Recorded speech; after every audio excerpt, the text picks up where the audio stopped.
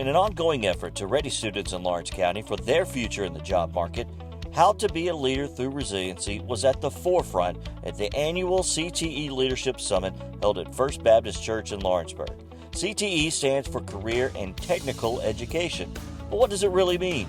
Oh my goodness, you just asked me the most amazing, passionate question ever. All right, so CTE in Lawrence County, one, it's a powerhouse. I mean, our students are amazing, our teachers are amazing. We have great leadership with Shannon Watson. And the amount of things that our students are able to do and the things that they get opportunities to do through our CTE programs are so immense. I mean, just for the classroom stance and our CTSOs for competitions, the opportunities for leadership, it's endless. I believe in Dr. Daggett's rigor, relevance, and relationships. And what I see, CTE really allows a connection between high academics and the real world. Anytime students are able to apply strong academic skills in the real world, it makes them a better learner, it makes them a better person, it makes them a better employee. Becoming a leader stems from a simple creed that LCSS has implemented recently, that work ethic really does matter when preparing students to be a thriving member of their community. JP, we really want to put an emphasis on student leadership in Lawrence County, and we believe that every student can be a leader. We want to empower them to be leaders wherever they are. Part of what we do in Lawrence County is help them to understand that in life it takes leaders to be successful, and we hope that they can see themselves as a true leader. The Work Ethics Matter campaign came about as discussion between the school system and business and industry. And as our workforce development coordinator, my new role this year, it has been so important. And I think that for our students, that's the number one thing that we hear whenever we're talking to businesses. They say, okay, we can train them, we can teach them, but we need them to have a love for what they're doing. We need them to show up on time. We need them to be here. We need them to be drug-free. Work Ethics Matter campaign is all in all just something that we can't necessarily teach someone to be ethical, but we can show, we can give examples, we can put this and make it just the bread and butter, the soul of the community. Last year I went with Ryan Edgley and we went out and met with a lot of our local industry and business leaders and talked about how the school system can help prepare students for the kind of jobs and careers that are available through our local manufacturers and businesses. And we've really put a strong emphasis on that. It's evident in our CTE programs. We have really strong programs in all of our schools, and we're really proud of that, and it's something that we invest in, we support fully. It's dear to my heart because I know it'll make a difference for our students as they leave Lawrence County and go about the world in the next steps of life. College and career ready is what we call that, but really it's about helping them think about what are the next steps in life.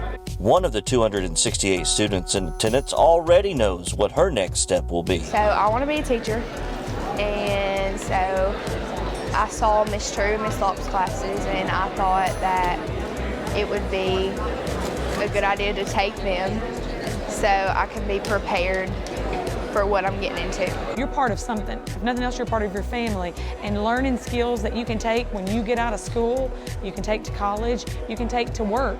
No matter what your future is, you can use some of those things that seem silly that we do to meet new people, learn how to do a handshake, but those things are things you're going to use in the future. You don't realize it now, but 10 years from now, you're going to realize, hey, that's something I can use, and I can think back, something I did in one of my teachers' classroom is something I can build on and use to maybe further my education, further my job, further just, being successful in life. Those things were put to practical use to start the day with an energizing warm-up aimed at getting the students a little out of their comfort zone. Okay, you're facing someone, so you're going to meet them in the middle. You're going to shake hands with them. Now listen to the instructions before you do it. You're going to shake hands. You're going to tell them your name, tell them what school you're from, what grade you're in. We wanted to do something where they had to introduce themselves. We brought the phones in where they had to take a selfie, so it kind of related to what our kids kind of know and kind of what they're used to, and then just get them kind of moving around and talking, and just hopefully by the end of the day they've met 2 or 3 people that they don't know, that they can take back and say, hey, I know this person, this person, this person, and maybe in the future form some new friendships. Following the team building exercise were a pair of keynote speakers, including Art Jackson, who tells us how he got started in public speaking. So I would see people do it, and it was not something that I necessarily wanted to do until I did a volunteer opportunity. The opening keynote speaker, he was so boring. Like, I'm like, man, like, why are you like torturing kids? Like, you know, but the closing keynote speaker for the exact same event was mind-blowing, amazing. His story was amazing, and I was so inspired. Literally, after it was done, I ran up to him and I'm like, hey, I want to do what you do.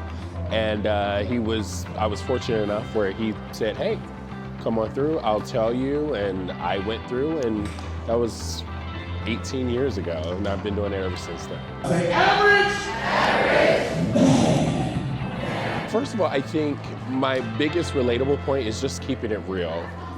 With teenagers, they could spot when people are fake and phony, and I think a lot of people nowadays, they're always trying to be perfect. They're trying to have it all together, and I just I'm like, look, you know, hey, this is me, you're gonna get me, you know, and I think that's the first relatable point. And then being willing to tell the truth about what has happened and that it's not been all rainbow and sunshine, and just to be very authentic and transparent about that. And I think that's one thing in today's culture that's missing. We're so busy trying to keep a perfect face for everyone that we miss out on the authenticity and the transparency. I love working with teenagers, number one, because they're at that age where they're still open to hearing a new idea, but you can also keep it very real. Like, I've worked with middle school students, great working with them, but I have to be very careful in what I say.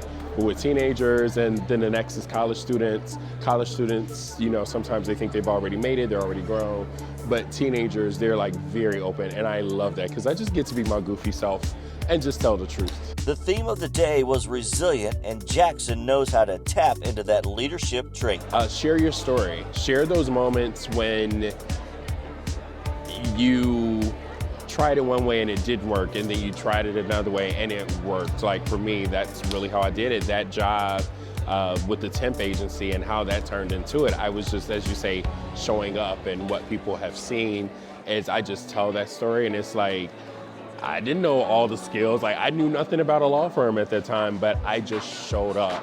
And I think what people are looking for is to see someone have gone through that, be successful with it, and then kind of come back and say, hey, this is what I went through, here's how you can use it in your life. So what was the takeaway from the summit? I've learned that Eric with an apostrophe is hilarious, and I've learned that struggles in life should not stop you from what you want to do and to follow your dreams. Recording artist Mitch Rossell followed Jackson with an acoustic set, along with an encouraging message about being resilient. The students also broke up into groups where they heard more messages about pushing through low points and team building through leadership with help from members of the National Guard.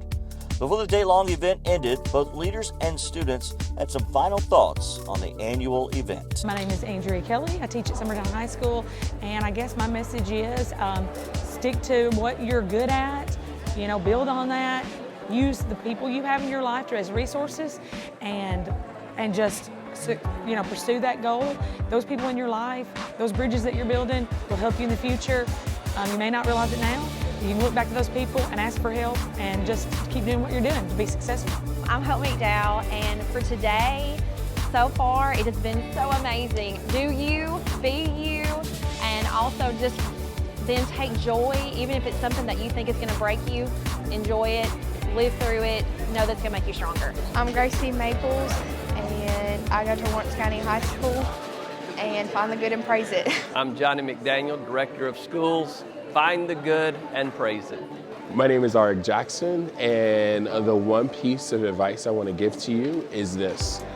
If you want to leave a legacy is not something you leave when you die. A legacy should be something you leave every single time you walk out of a room. So my question is, what legacy will you leave today?